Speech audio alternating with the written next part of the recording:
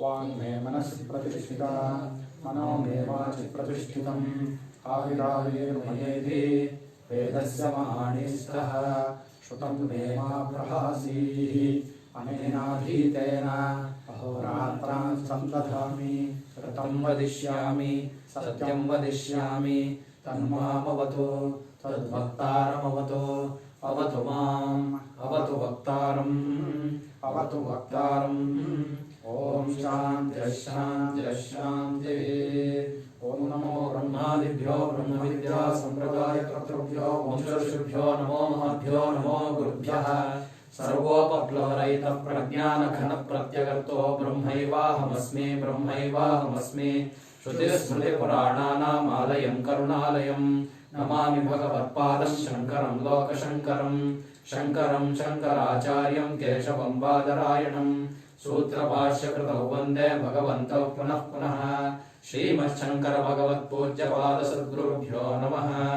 वन्दे तं सच्चिदानन्दं यतिवर्यं महामतिं वेदवेदान्तसारज्ञं सद्गुरुं प्रणतोऽस्म्यहं सदाहं सम्प्रदायज्ञं संयमेन्द्रं सदाश्रयं सद्गुरुं सच्चिदानन्दं सदाचारं समाश्रये। श्री श्री सच्चिदानंदेन्द्र सरस्वती महासद्गुरुभ्यो नमः।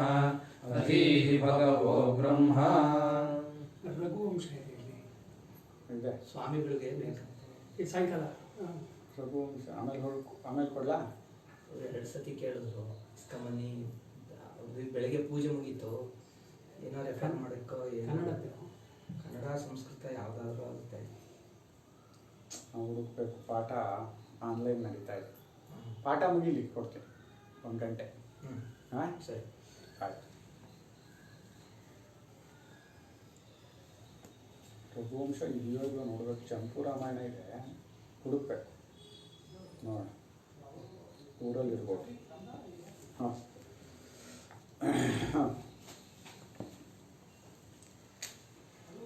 ನಿನ್ನೆ ಏನಾಗಿತ್ತು, ಆತ್ಮ ವಿಷಯದಕ್ಕೆ ನಮಗೆ ತಪ್ಪು ತಿಳುವಳಿಕೆ ಉಂಟಾಗಿದೆ.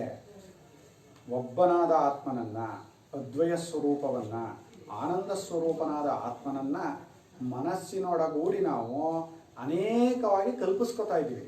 ಆತ್ಮನನ್ನೇ ಕಲ್ಪಿಸ್ಕೊತಾ ಇರೋದು. ಆದರೆ ಅವನನ್ನ ತಿಳ್ಕೊತಾ ಇರೋದು ಅವನನ್ನೇ. ಏನು ತಿಳ್ಕೊಂಡ್ರೂ ಅವನ ಪೂರ್ಣ ರೂಪ ಆಗೋದೇ ಇಲ್ಲ. ಅವನನ್ನು ತಿಳ್ಕೊಳಕ್ಕೆ ಆಗೋದು ಇಲ್ಲ. ಅವನೇ ಎಲ್ಲವನ್ನು ತಿಳ್ಕೊತಾ ಇರೋದು. ಅರಿವಿನ ಸ್ವರೂಪ ಅಂತ ಉಳ್ಕೋಬೇಕು. ಅದಾಗಿ ಉಳಿದುಕೊಳ್ಳುವುದನ್ನು ಬಿಟ್ಟು ತಿಳಿದುಕೊಳ್ಳೋದು ಅನ್ನೋದು ಆಗಲ್ಲ ಆತ್ಮಸ್ವರೂಪದಲ್ಲಿ. ಹಾಗಾದ್ರಿಂದ ಆತ್ಮನನ್ನೇ ಬೇರೆ ಬೇರೆ ಬೇರೆ ಬೇರೆ ಬೇರೆಯಾಗಿ ಬರೀ ತಪ್ಪು ತಿಳ್ಕೊತಾ ಇದ್ದೀವಿ ಅಂತ ನಿನ್ನೆ ಆಗಿತ್ತು. ಆಯಿತಾ? ಹೀಗ್ಯಾರಾದರೂ ಆತ್ಮನನ್ನು ಅನೇಕವಾಗಿ ತಿಳಿದುಕೊಳ್ಳಕ್ಕೆ ಇಷ್ಟಪಡ್ತಾರೋ ಅವರು ಆಕಾಶವನ್ನು ಕೂಡ ಚರ್ಮದಂತೆ ಸುತ್ತು ಬಿಡ್ತಾರೆ. ಆಮೇಲೆ ಆಕಾಶವನ್ನು ಕಾಲಿಂದ ಸುಮ್ಮನೆ ಮೆಟ್ಲತ್ಕೊಂಡು ಹೋಗೋ ಥರ ಹತ್ಕೊಂಡು ಹೋಗ್ಬೋದು, ಅದಾಗದೇ ಇರೋದು ಅಂತ. ಹಾಗೇನೆ ಆತ್ಮನನ್ನು ಕೂಡ ನೀವು ಎಷ್ಟು ಪ್ರಕಾರವಾಗಿ ವಿಕಲ್ಪ ಮಾಡಿದರೂ ಕೂಡ, ಎಷ್ಟು ಪ್ರಕಾರವಾಗಿ ನಾನು ಅದನ್ನು ತಿಳ್ಕೊಂಡೆ ಇದನ್ನು ತಿಳ್ಕೊಂಡೆ, ಇದು ಹೀಗಿದೆ ಹಾಗಿದೆ ಅಂತ ಹೇಳ್ತಾ ಇದ್ರು, ಅದೆಲ್ಲ ಆತ್ಮಸ್ವರೂಪವನ್ನೇ ಹೇಳ್ತಾ ಇರೋದು. ಆದರೆ ಅದು ನಿಜ ಅಲ್ಲ, ವಿಕಲ್ಪಗಳು ನಿಜವಲ್ಲ ಅಂತ ಹೇಳಿದ್ದಾಗಿತ್ತು.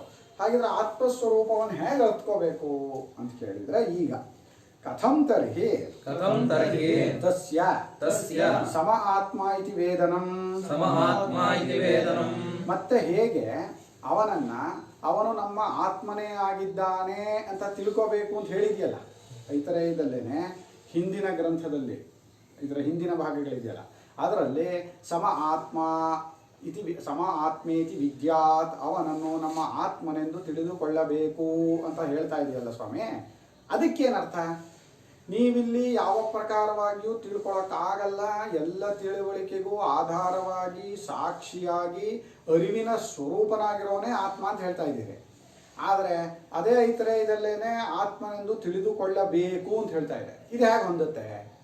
ಹೇಗಾಗಿರೋ ಆತ್ಮನನ್ನು ತಿಳ್ಕೊಳ್ಳೋ ಪ್ರಕಾರ ಯಾವುದು ಅಂತ ಕೇಳಿದರೆ, ಬ್ರೂಹಿ ಕೇನ ಪ್ರಕಾರೇಣ ತಂ ಅಹಂ ಸಮ ಆತ್ಮ ಇತಿ ವಿದ್ಯಾಂ. ಹೇಳಿ ಸ್ವಾಮಿ, ಗುರುಗಳೇ ಹೇಳಿ, ಯಾವ ಪ್ರಕಾರದಿಂದ ನಾನು ಆ ಆತ್ಮನನ್ನು ಅವನು ನನ್ನ ಸ್ವರೂಪವಾಗಿದ್ದಾನೆ, ನನ್ನ ಆತ್ಮನಾಗಿದ್ದಾನೆ ಅಂತ ನಾನು ತಿಳ್ಕೊಳ್ಳೋದು ಹೇಗೆ ಹೇಳಿ. ಈಗ ಶ್ರುತಿಯಲ್ಲಿ ಇದು ಬಿಟ್ಟಿದೆ, ಅವನನ್ನು ಆತ್ಮನೆಂದು ತಿಳಿದುಕೊಳ್ಳಬೇಕು, ನಾನಾಗಿದ್ದೇನೆ ಎಂದು ತಿಳಿದುಕೊಳ್ಳಬೇಕು ಅಂತ. ಹೀಗಿರೋವಾಗ ಅದಂತೂ ಸತ್ಯ. ಈಗ ಅದನ್ನ ಇಟ್ಕೊಂಡು ಯಾವ ಪ್ರಕಾರದಿಂದ ತಿಳ್ಕೊಂಡ್ರೆ ಆತ್ಮನನ್ನು ತಿಳ್ಕೊಂಡ ಹಾಗೆ ಆಗತ್ತೆ ಅನ್ನೋದನ್ನ ಹೇಳಿ. ಹೀಗೆ ತಿಳ್ಕೊಂಡ್ರಾಗಲ್ಲ, ಹಾಗೆ ತಿಳ್ಕೊಂಡ್ರಕ್ಕಾಗಲ್ಲ ಅಂತ ನೀವು ಹೇಳಿದ್ರಿ. ವಿಕಲ್ಪನೆ ಮಾಡೋದಿಲ್ಲ, ಅವನ ನಿಜ ರೂಪ ಆಗಲ್ಲ ಅಂತ ಹೇಳಿದ್ರಿ ನೀವು.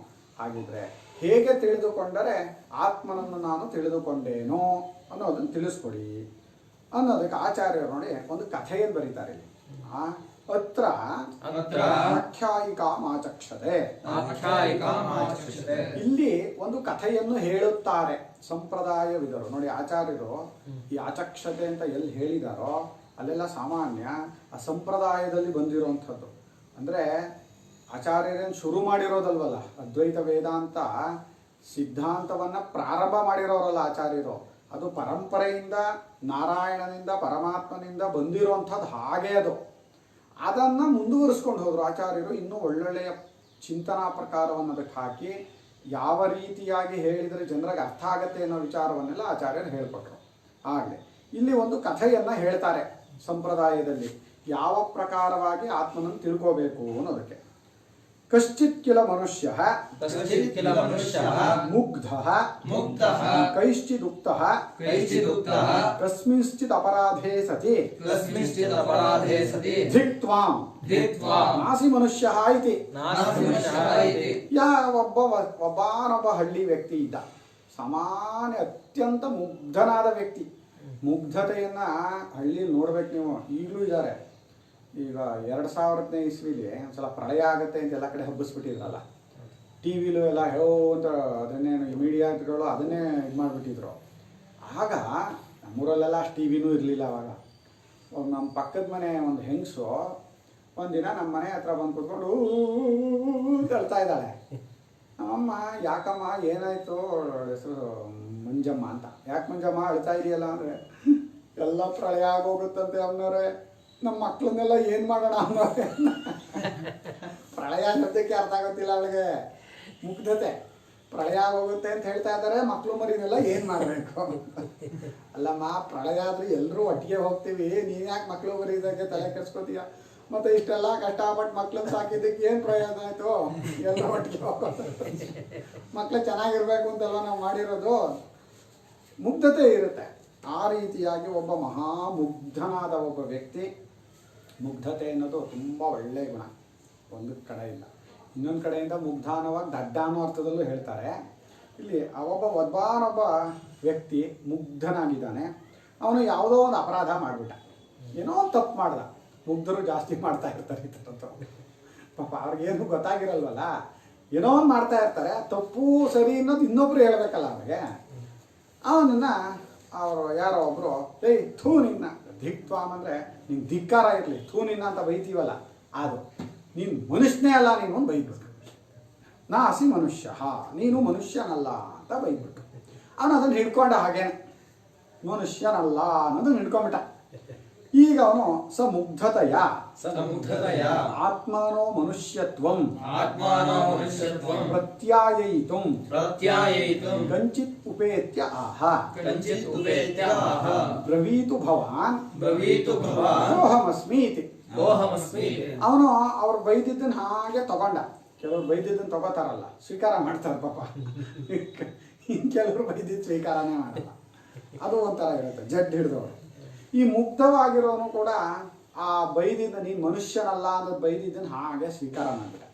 ಸ್ವೀಕಾರ ಮಾಡಿ ಅದನ್ನು ಒಪ್ಕೊಂಡು, ಈಗ ಮತ್ತೆ ನಾನು ಯಾರು ಅಂತ ಪ್ರಶ್ನೆ ಶುರುವಾಯ್ತು ಅವನಿಗೆ. ನಾನು ಮನುಷ್ಯ ಅಲ್ಲ, ಸರಿ ಈಗ ನಾನು ಯಾರು ಅಂಥೇಳಿ ಆ ಮನುಷ್ಯತ್ವವನ್ನೇ ತಾನು ಅವನು ಅವನು ಏನು ನಾನು ಯಾರು ಅಂತ ಎಷ್ಟು ಸಲ ಪ್ರಶ್ನೆ ಮಾಡಿಕೊಂಡ್ರು ಅವನಿಗೆ ತಿಳಿಸ್ಬೇಕಾಗಿರೋದು ನೀನು ಮನುಷ್ಯನೇ ಅಂತ. ಸರಿ, ಅದನ್ನು ತಿಳ್ಕೋಬೇಕು, ನಾನು ಯಾರು ಅನ್ನೋದನ್ನು ತಿಳ್ಕೋಬೇಕು ಅಂಥೇಳಿ ಒಬ್ಬ ಆ ಊರಿನಲ್ಲಿ ತುಂಬ ದೊಡ್ಡ ವ್ಯಕ್ತಿ, ಒಂದು ಸ್ವಲ್ಪ ತಿಳುವಳಿಕೆ ಉಳ್ಳವರು, ಗುರುಗಳು ಅಂಥವ್ರು ಯಾರೋ ಇರ್ತಾರಲ್ಲ, ಅವ್ರ ಹತ್ರ ಹೋದ. ಗುರುಗಳೇ ಹೇಳಿ ನಾನು ಯಾರು ಅಂತ. ಯಾಕಪ್ಪ ಅಂದರು, ಈ ಥರ ಅವರು ಬೈದರು, ನೀನು ಮನುಷ್ಯ ಅಲ್ಲ ಅಂತ ಬೈದಿದ್ದಾರೆ, ಹಾಗೆ ನಾನು ಯಾರು? ಬ್ರವೀತು ಭವ, ನೀವು ಹೇಳಿ, ಕೋಹಮಸ್ಮಿ, ನಾನು ಯಾರಾಗಿದ್ದೇನೆ ಅಂತ ಕೇಳ್ದ. ಸತಸ್ಯ ಮುಗ್ಧತಾ ಜ್ಞಾತ್ವಾ ಆಹ ಕ್ರಮೇಣ ಬೋಧಯಿಷ್ಯಾಮೀತಿ ಅವರಿಗೆ ಗೊತ್ತಾಯ್ತು ತುಂಬಾ ಮುಗ್ಧ ಇವನು, ಇವನಿಗೆ ಗೊತ್ತಾಗಿಲ್ಲ ಪಾಪ. ಸರಿ, ಇವನಿಗೆ ಒಂದು ಕ್ರಮವಾಗಿ ತಿಳಿಸ್ಕೊಡೋಣ. ಇವನಿಗೆ ಈಗಲೇ ನೀನು ಮನುಷ್ಯ ಅಂದ್ರೆ ಅರ್ಥ ಆಗಲ್ಲ ನಮಗೆ, ಅದರಿಂದ ಒಂದು ಕ್ರಮವಾಗಿ ಇವನಿಗೆ ತಿಳಿಸ್ಕೊಡೋಣ ಅಂತ ಹೇಳಿ ಆ ಮುಗ್ಧತೆಯನ್ನು ಅರ್ಥ ಮಾಡ್ಕೊಂಡವರಾಗಿ ಹೀಗೆ ಹೇಳಕ್ ಶುರು ಮಾಡಿದ್ರು. ಏನ್ ಮಾಡಿದ್ರು ಅಂದ್ರೆ, ಸ್ಥಾವರಾದಿ ಆತ್ಮಭಾವಂ ಅಪೋಹ್ಯ ಸ್ಥಾವರಾದಿ ಆತ್ಮಭಾವಂ ಅಪೋಹ್ಯ ನತ್ವಂ ಅಮನುಷ್ಯಃ ನತ್ವಂ ಅಮನುಷ್ಯಃ ಇತ್ಯುಕ್ತ್ವಾ ಉಪರರಾಮ. ಇತ್ಯುಕ್ತ್ವಾ ಉಪರರಾಮ. ಆಮೇಲೆ ಏನ್ ಮಾಡಿದ್ರು, ನೋಡು ಇದು ಕಲ್ಲು, ನೀನು ಆ ಥರ ಇದೆಯಾ? ಇಲ್ಲ. ನೀನು ಕಲ್ಲಲ್ಲ. ನೋಡು ಇದು ಎಮ್ಮೆ, ನೀನು ಆ ಥರ ಇದೆಯಾ? ಇಲ್ಲ. ಅಂದ್ರೆ ನೀನು ಎಮ್ಮೆ ಅಲ್ಲ, ನೀನು ಕುರಿ ಅಲ್ಲ, ನೀನು ಕೋಣ ಅಲ್ಲ, ನೀನು ಮರ ಅಲ್ಲ, ಇದಲ್ಲ. ಎಲ್ಲದೂ ತೋರಿಸಿ ನೀನು ಆ ಥರ ಇಲ್ಲ, ಅದನ್ನ ನೀನು ಅದಲ್ಲ, ನೀನು ಆ ಥರ ಇಲ್ಲ, ಅದಿಲ್ಲ, ಅದಲ್ಲ ಅಂತಲೇ ಹೇಳ್ಕೊಂಡು ಬಂದು ಕೊನೆಗೆ ಏನು ಮಾಡಿದ್ರು, ಸ್ಥಾವರವೇ ಮೊದಲಾದ ಎಲ್ಲದರಲ್ಲೂ ನಾನು ಅನ್ನೋ ಬುದ್ಧಿ, ಆತ್ಮಭಾವ.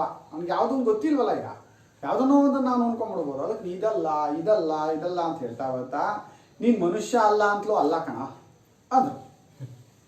ನೀನು ಮನುಷ್ಯನೇ ಅಂತ ತಿಳಿಸ್ಲಿಲ್ಲ, ಯಾಕೆ ಅಲ್ಲ ಅಂತ ಹೇಳ್ಕೊಂಬರ್ತಿದ್ರಲ್ಲ, ಇದಲ್ಲ ಅಂತ ಹೇಳ್ಬಿಟ್ಟು ಕೊನೆಗೆ ನೀನು ಮನುಷ್ಯ ಅಲ್ಲ ಅಂತೇನು ಅಲ್ಲ ಕಣ, ಯಾಕೆ ಅವ್ರು ಬೈದಿದ್ದು ಅತ್ತಾನೆ. ನೀನು ಮನುಷ್ಯ ಅಲ್ಲ ಅಂತ ಬೈದಿದ್ರು, ಮನುಷ್ಯ ಅಲ್ಲ ಅಂತಲ್ಲ ಅಂತ ಹೇಳಿದ್ರು. ಇವನಿಗೆ ಗೊತ್ತಾಗ್ಬೇಕಿತ್ತು ಅವ್ರು ಬೈದಿದ್ದು ತಪ್ಪು ಅಂತ. ಅದು ನೀನು ಸುಮ್ಮನೆ ಬೈದಿರೋದೇ ಹೊರತು ನೀನು ಮನುಷ್ಯನಲ್ಲ ಅಂದರೆ ಅದನ್ನು ಹಾಗೆ ಸ್ವೀಕಾರ ಮಾಡಬೇಡ, ನೀನು ಮನುಷ್ಯ ಅಲ್ಲ ಅಂತೇನಲ್ಲ ಅಂದರು. ಇವನಿಗೆ ಗೊತ್ತಾಗಲಿಲ್ಲ. ಅವ್ರು ಸ್ವಲ್ಪ ಸುಮ್ಮನೆ ಉಪರರಾಮ ಅಂದ್ರೆ ಸುಮ್ಮನೆ ಆಗ್ಬಿಟ್ರು. ಅವರು ಸುಮ್ಮನಾದ್ಮೇಲೆ ಇವ್ರು ಕೇಳ್ದ, ಸಹ ತಂ ಮುಗ್ಧ ಪ್ರತ್ಯಾಹ. ಸಹ ತಂ ಮುಗ್ಧಃ ಪ್ರತ್ಯಾಹ. ಚೆನ್ನಾಗಿ ಕತೆ ಬರೀತಾ ಇದ್ದಾರೆ ನೋಡಿ ಆಚಾರ್ಯರು. ಕತೆ ಹೇಳೋದು ಸ್ಟೋರಿ ಟೆಲ್ಲಿಂಗ್ ಇದು ಅಂತ ಇರ್ತಾರಲ್ಲ, ಕಾಂಪಿಟೇಷನ್ಗಳು. ಕತೆ ಹೇಳೋದೊಂದು ಪ್ರಕಾರ. ಕೆಲವರು ಕತೆ ಹೇಳ್ತಾರೆ, ಅಬ್ಬಬ್ಬಬ್ಬಬ್ಬಬ್ಬ ಕೊನೆ ಹೇಳೋಷ್ಟೊತ್ತಿಗೆ ಮೊದಲು ಮರ್ತೋಗಿರುತ್ತೆ ನನಗೆ, ಅಷ್ಟು ಹೇಳಿರ್ತಾರೆ. ಕತೆಯ ಜಿಷ್ಟು ಗೊತ್ತಾಗಬೇಕು ಅಂದರೆ ಮೊದಲಿಂದ ಇದ್ರೊಳಗೆ ಒಂದು ಸಂಕ್ಷೇಪವಾಗೂ ಇರಬೇಕು, ಅರ್ಥ ಆಗೋ ಥರನೂ ಇರಬೇಕು. ವಿಪರೀತವಾಗಿ ಬೆಳೆಸಿ ಹೇಳಿದ್ರು ಅರ್ಥ ಆಗಲ್ಲ. ಅವನು ಆ ಮುಗ್ಧನು ಅವರನ್ನು ಕುರಿತು ಕೇಳ್ದ, ಭವಾನ್ ಮಾಂ ಬೋಧಯಿತುಂ ಪ್ರವೃತ್ತಃ ತೂಷ್ಣೀಂ ಬಭೂವ ಕಿನ್ನ ಬೋಧಯತಿ ಇತಿ.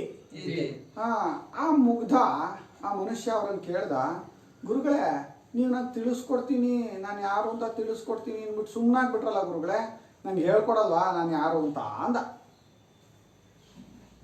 ಅವನಿಗೆ ಗೊತ್ತಾಗ್ಲಿಲ್ವಲ್ಲ. ಅವನಿಗೆ ನಿಷೇಧ ಪ್ರಕ್ರಿಯೆಯಲ್ಲಿ ಇವನು ಮನುಷ್ಯನೇಪ್ಪ, ಇವನನ್ನು ಮನುಷ್ಯ ಅಲ್ಲ ಅಂತ ಹೇಳಿದ್ದು ಯಾರೋ ಅದನ್ನು ಇವನು ಹಿಡ್ಕೊಂಡ. ಈಗ ಅವ್ರು ಹೇಳಿದ್ದು ಮನುಷ್ಯ ಅಲ್ಲ ಅಂತ ಹೇಳಿದಾರಲ್ಲ, ಅದಲ್ಲ ಕಣೋ, ಅದೆಲ್ಲ ಸುಳ್ಳು ಅಂತ ಹೇಳಿದರು. ಹೇಳಿದ್ಮೇಲೆ ಇವನು ಮನುಷ್ಯನೇ ಅಂತ ಅರ್ಥ ಮಾಡ್ಕೋಬೇಕಿತ್ತು. ಇವನಿಗೆ ಗೊತ್ತಾಗಲಿಲ್ಲ. ಗುರುಗಳೇ ನೀವು ಹೇಳ್ಕೊಡ್ತೀನಿ ಅಂತ ಹೇಳಿದ್ರಿ, ಈಗ ಹೇಳೇ ಕೊಡ್ಲಿಲ್ವಲ್ಲ, ಸುಮ್ಮನೆ ಕೂತ್ಕೊಂಡ್ಬಿಟ್ಟಿದ್ದೀರಲ್ಲ ಅಂತ ಕೇಳ್ದ. ಅದಕ್ಕೆ ತಾದೃಗೆ ತದ್ಭವತೋ ವಚನಂ, ಅದರಂತೆ ಈ ಕಥೆಯಂತೆ ನೀನು ಕೇಳ್ತಾ ಇರೋ ಪ್ರಶ್ನೆನೂ ಹಾಗೆ ಇದೆ ಕಣಪ್ಪ.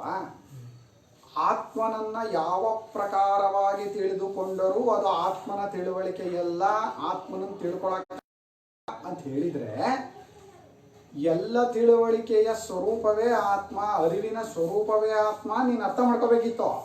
ಅದು ಬಿಟ್ಟು ಗೊತ್ತೇ ಆಗಲಿಲ್ವಲ್ಲ ಅಂದರೆ, ಗೊತ್ತಾಗಲ್ಲ ಅಂದರೆ ಮತ್ತೇನೋ ಹಾಗೆ ಹೇಳಬೇಕು. ಯಾವುದನ್ನೋ ಒಂದು ಇದು ಅಂತ ಹೇಳಬೇಕು. ಇದು ಅಂತ ಹೇಳಿದ್ರೆ ಆತ್ಮನ ರೂಪ ಅಲ್ಲ ಅದು. ನಾವು ಅದಕ್ಕೆ ಹಿಂದೆ ಹೇಳುವಾಗ ಅನೇಕ ಪ್ರಕಾರವಾಗಿ ಆತ್ಮನನ್ನ ವಿಕಲ್ಪ ಮಾಡಿಕೊಂಡು ತಿಳ್ಕೊತಾ ಇದ್ದೀವಿ. ಅದು ಯಾವುದೂ ಆತ್ಮನ ರೂಪ ಅಲ್ಲ ಅಂತ ತಿಳಿಸಾಯ್ತು. ಅದು ಯಾವುದೂ ಅಲ್ಲ ಅಂತ ಆದಮೇಲೆ ಯಾವುದರಿಂದ ಇದೆಲ್ಲವನ್ನು ನಾವು ತಿಳ್ಕೊತಾ ಇದ್ದೀವೋ ಅದು ನನ್ನ ರೂಪ ಅಂತ ನನಗೆ ಗೊತ್ತಾಗಬೇಕಿತ್ತು. ಅದು ಬಿಟ್ಟು ಮತ್ತೆ ನಾನು ತಿಳ್ಕೊಳ್ಳೋದು, ನನ್ನನ್ನು ನಾನು ತಿಳ್ಕೊಬೇಕಾ? ನಾನು ಮನುಷ್ಯ ಅನ್ನೋದನ್ನು ನಾನು ಅರ್ಥ ಮಾಡ್ಕೋಬೇಕಾ ಒದ್ದಾಡ್ಕೊಂಡು?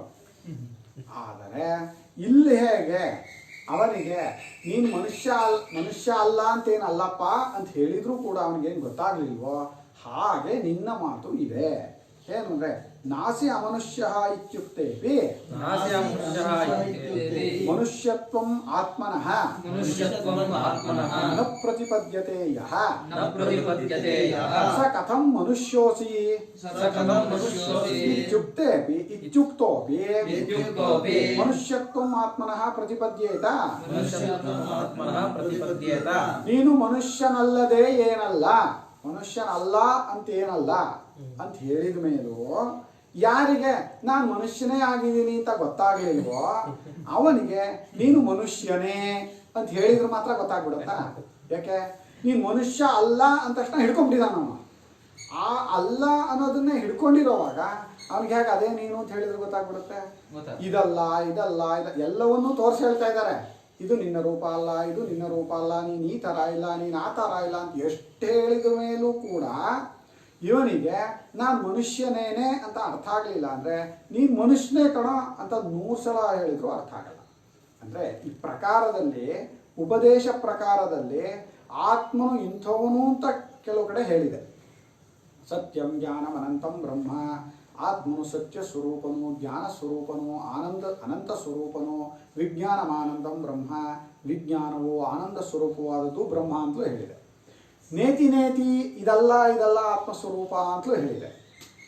ಯಾರೋ ಇದಲ್ಲ ಆತ್ಮನ ಸ್ವರೂಪ, ಇದಲ್ಲ ಹೀಗೆ ಹೀಗೆ ಎಂದು ತೋರಿ ಬರುವುದು ಯಾವುದು ಆತ್ಮನ ರೂಪವಲ್ಲ ಅಂತ ಯಾರಿಗೆ ಉಪದೇಶ ಮಾಡಿದಾಗ ಆ ಉಪದೇಶ ಪ್ರಕಾರ ಅರ್ಥ ಆಗಲ್ವೋ ಅವನು ವಿಧಿಮುಖವಾಗಿ ಹೇಳಿದ ಉಪದೇಶದಲ್ಲೂ ತಪ್ಪೇ ತಿಳ್ಕೊತಾನೆ ಹೊರತು ಸರಿಯಾಗಿ ತಿಳುವಳಿಕೆ ಬರಲ್ಲ. ಯಾಕೆ? ಈ ಆತ್ಮಸ್ವರೂಪದ ತಿಳುವಳಿಕೆಗೆ ನಿಷೇಧ ಪ್ರಕಾರಕ್ಕಿಂತ ಅನುಕೂಲವಾದ ಸರಿಯಾಗಿ ತಿಳಿಸುವ ಕ್ರಮ ಇನ್ನೊಂದಿಲ್ಲ. ಆ ವಿಧಿಮುಖವಾಗಿ ಹೇಳಿದಾಗ್ಲಂತೂ ಇನ್ನೂ ಜಾಸ್ತಿ ತಪ್ಪು ತಿಳ್ಕೊತೀವಿ ನಾವು.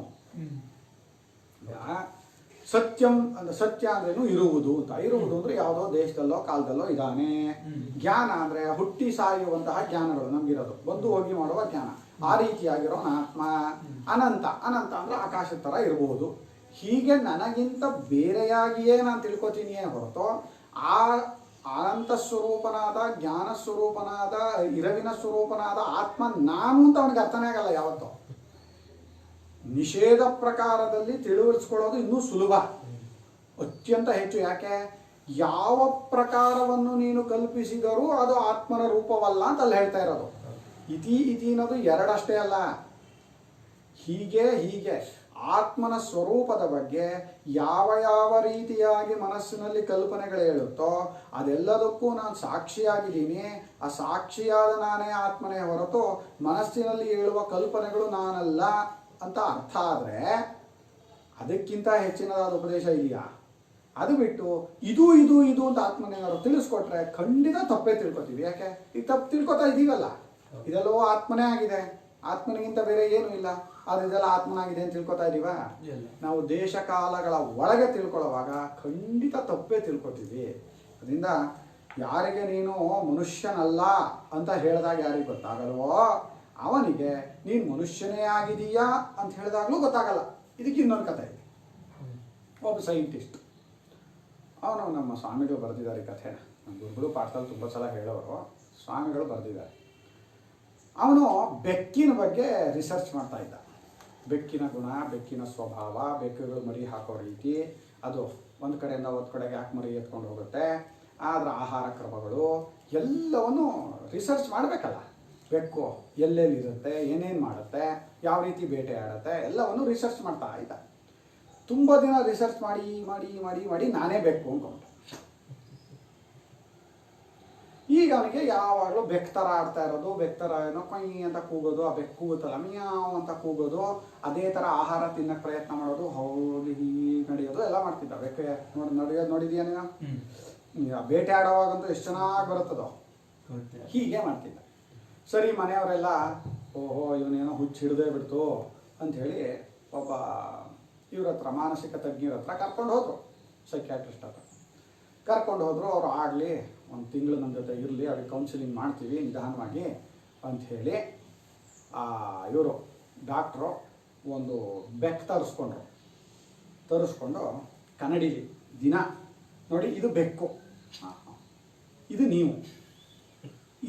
ನೀವು ಈ ಥರ ಇಲ್ಲ, ಇದು ಬೇಕು, ಇದು ನೀವು, ಇದು ಬೇಕು, ಇದು ನೀವು ಅಂತೇಳಿ ದಿನ ಹೇಳೋದು. ಈಗ ಇವನು ಎಷ್ಟೋ ದಿನ ಆ ಥರ ಅನ್ಕೊಂತಾನೆ ಅದಾಗಿರೋದು. ಈಗ ಇವನಿಗೆ ದಿನ ಹೇಳಿದ್ರು. ಒಂದಷ್ಟು ದಿನ ಆಯಿತು. ಈಗ ಏನು ಅನ್ನಿಸ್ತಾ ಇದೆ ನಿಮಗೆ? ಸರಿ, ನಾನು ಬೆಕ್ಕಲ್ಲ ಅಂತ ಗೊತ್ತಾಯ್ತು. ನೋಡಿದ್ದಲ್ಲ ಕನ್ನಡಿಲಿ ಅದು ಬೆಕ್ಕು, ಇದು ನಾನು, ಆದ್ದರಿಂದ ನಾನು ಬೆಕ್ಕಲ್ಲ ಅಂತ ಗೊತ್ತಾಯ್ತು.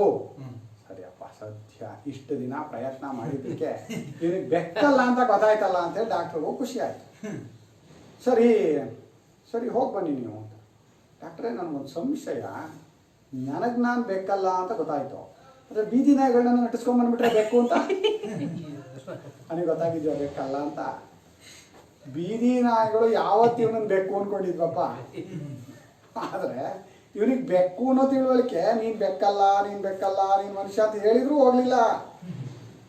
ಹೇಗೋ ಅದೇ ನೀನು ಮನುಷ್ಯನಲ್ಲ ಅಂತೇನಲ್ಲ ಅಂತ ಹೇಳಿದ ಮೇಲೂ ಯಾರಿಗೆ ನಾನು ಮನುಷ್ಯನೇ ಅಂತ ಗೊತ್ತಾಗ್ಲಿಲ್ವೋ ಅವನಿಗೆ ಮನುಷ್ಯನೇ ಅಂತ ಹೇಳಿದ್ರು ಏನು ಗೊತ್ತಾಗ್ತಿರ್ಲಿಲ್ಲ. ಯಾಕೆ? ಉಪದೇಶವನ್ನು ಸ್ವೀಕರಿಸುವ ಮನಸ್ಸೇ ಇಲ್ಲ ಅವನಿಗೆ. ಅವನು ಸ್ವೀಕರಿಸಬೇಕು ಅಂತ ಅಂದ್ಕೊಂಡೇ ಇಲ್ಲ, ಇಟ್ಕೊಂಡ್ಬಿಟ್ಟಿದ್ದಾನೆ ಒಂದಷ್ಟು. ಆ ಇಟ್ಕೊಂಡಿರೋದನ್ನೇ ಕಾಪಾಡ್ಕೊತಾ ಇದ್ದಾನೆ. ಆ ಎಲ್ಲ ಪ್ರತ್ಯಯಗಳನ್ನು ಅದಕ್ಕೆ ಹೊಂದಿಸ್ಕೊತಾನೆ. ಕಿವಿಯಿಂದ ಬರೋದು, ಕಣ್ಣಿಂದ ಬರೋದು, ಮೂಗಿಂದ ಬರೋದು ಎಲ್ಲದನ್ನು ಆಲ್ರೆಡಿ ತಾನೇನೋ ಇಟ್ಕೊಂಡ್ಬಿಟ್ಟಿದ್ದಾನಲ್ಲ, ಏನೋ ಆಗಿದ್ದೀನಿ ಅಂತ, ಅದಕ್ಕೆ ಸ್ವೀಕರಿಸ್ತಾನೆ ಹೊರತು ಉಪದೇಶವನ್ನು ಸ್ವೀಕರಿಸುವವನು ನೀನು ಇದಲ್ಲ ಅಂದಾಗಲೂ ಅರ್ಥ ಮಾಡ್ಕೋಬೇಕು.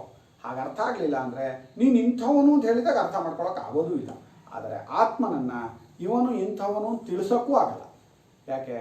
ಆತ್ಮನು ಯಾವುದಕ್ಕೂ ವಿಷಯ ಅಲ್ಲ, ಪರಿಚ್ಛಿನ್ನ ಅಲ್ಲ, ದೇಶಕಾಲಗಳ ಒಳಗಿರುವಂಥವನಲ್ಲ. ಅವನನ್ನು ಹೇಗಪ್ಪ ಇಂಥವನು ತಿಳಿಸೋಕ್ಕಾಗುತ್ತೆ? ಮತ್ತು ಶಾಸ್ತ್ರದಲ್ಲಿ ಸತ್ಯಂ ಜ್ಞಾನಂ ಅನಂತಂ ಬ್ರಹ್ಮ ಅಂತೆಲ್ಲ ಹೇಳಿದೆಯಲ್ಲ ಅಂದರೆ ಅದು ನಿಷೇಧ ಮುಖವಾದ ಉಪದೇಶವೇ. ಅದನ್ನು ಆಚಾರ್ಯರು ಈಗ ಸತ್ಯಂ ಜ್ಞಾನಂ ಅನಂತಂ ಬ್ರಹ್ಮ ತೈತಿರೀಯದಲ್ಲಿ ಅದು ಹೇಗೆ ನಿಷೇಧ ಮುಖವಾಗಿ ತಿಳಿಸ್ಕೊಡ್ತಾ ಇದೆ ಅಂತ ಹೇಳ್ತಾರೆ. ಸತ್ಯ ಅಂದರೆ ಈ ರೀತಿಯಾದ ಸತ್ಯ ಅಲ್ಲ. ನಾವು ಸತ್ಯ ಅಂದ್ರೇನು? ಇರುವುದು ಅಂತ. ಆ ಇರುವುದು ಎಂಬುದನ್ನು ನಾವೇನು ಅರ್ಥ ಮಾಡ್ಕೋತೀವಿ? ಒಂದಾನೊಂದು ದೇಶದಲ್ಲಿ ಒಂದಾನೊಂದು ಕಾಲದಲ್ಲಿ ಇರುವಂಥದ್ದು, ನಾಮರೂಪಗಳಿಂದ ಕೂಡಿರುವಂಥದ್ದು ಅಂತಲೇ ಅನ್ಕೋತೀವಿ. ಹಾಗಲ್ಲ ಅಂತ ಹೇಳಕ್ಕೆ ಜ್ಞಾನದ ಜೊತೆ ಸೇರಿಸಿರೋದನ್ನು ಜ್ಞಾನರೂಪವಾದ ಇರುವಿಕೆ ಅಂತ. ಜ್ಞಾನ ಅಂದಾಗಲೂ ಏನು ತಿಳ್ಕೊತೀವಿ? ಹುಟ್ಟುತ್ತೆ, ಸಾಯುತ್ತೆ, ಮನಸ್ಸಿನ ಜ್ಞಾನಗಳು. ಈ ಜ್ಞಾನ ಆಯಿತು ಹೋಯಿತು, ಇನ್ನೊಂದು ಜ್ಞಾನ ಆಯಿತು ಹೋಯಿತು, ಹಾಗೆ ಅಂದ್ಕೊಂಡ್ಬಿಡ್ತೀವಿ. ಜ್ಞಾನವನ್ನು ನಾವು ಶಾಶ್ವತ ಅಂತ ಇಟ್ಕೊಂಡಿಲ್ಲ, ಆಗುತ್ತದೆ ಹೋಗುತ್ತದೆ ಅಂತ ಇಟ್ಕೊಂಡಿದ್ದೀವಿ. ಅದರಿಂದ ಇವನಿಗೆ ಆ ಜ್ಞಾನ ಇಲ್ಲ, ಇವನಿಗೆ ಈ ಜ್ಞಾನ ಇದೆ ಅಂತ ಹೇಳ್ತೀವಿ.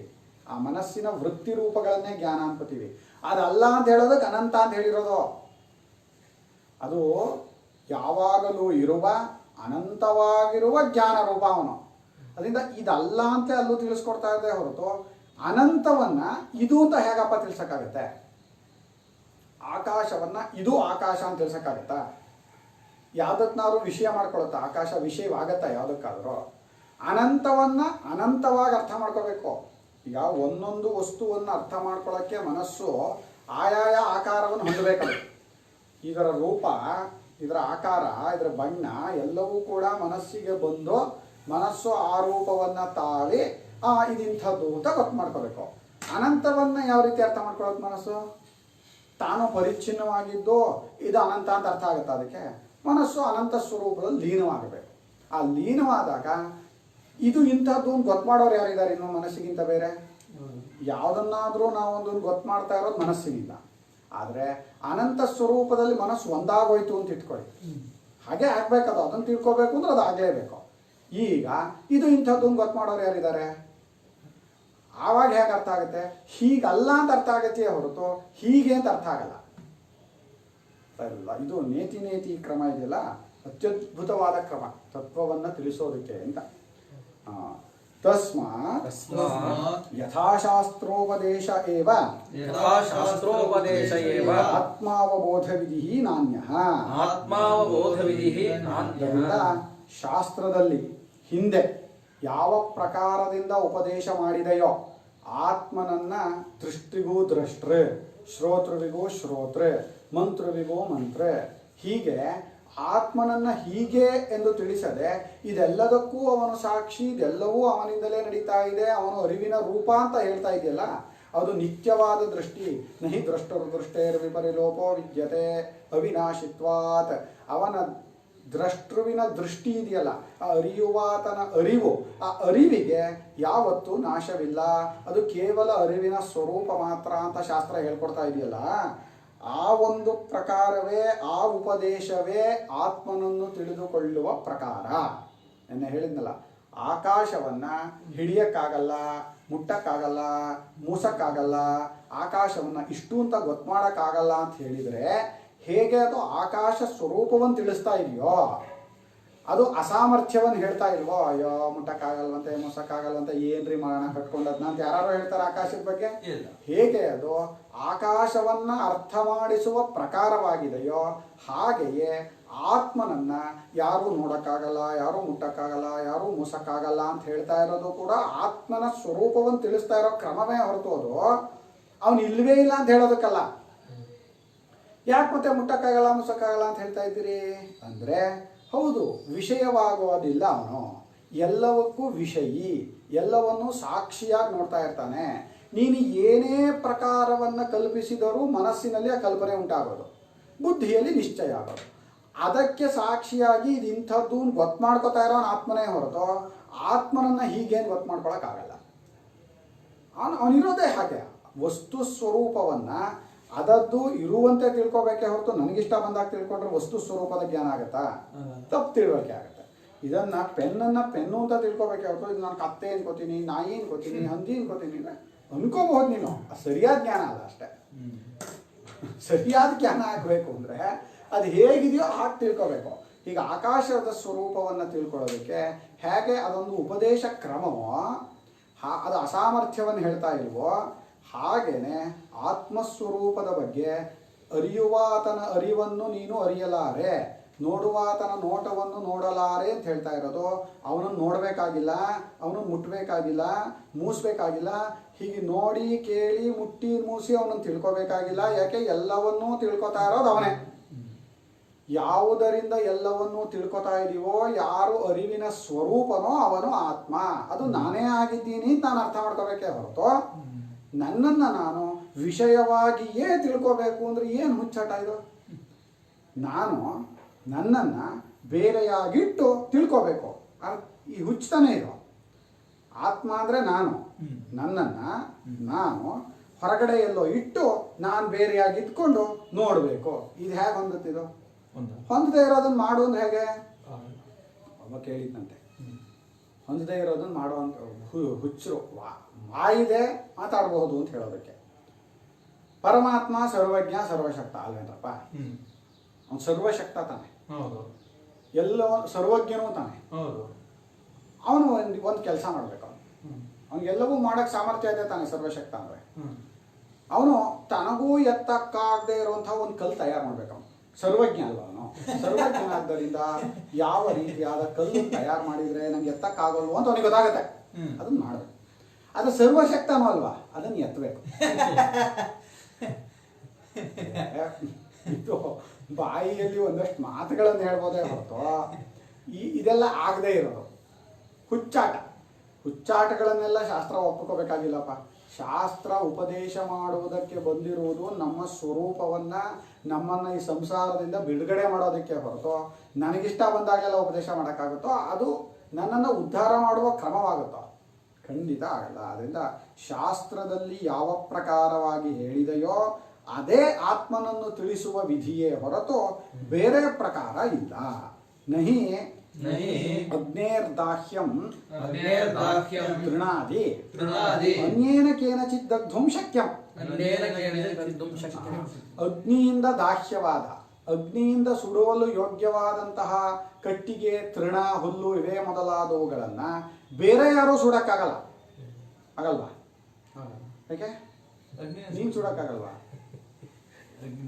ನಿನಗೆ ಸುಡಕ್ಕಾಗಲ್ವೇನೋ ಹುಲ್ಲನ್ನ?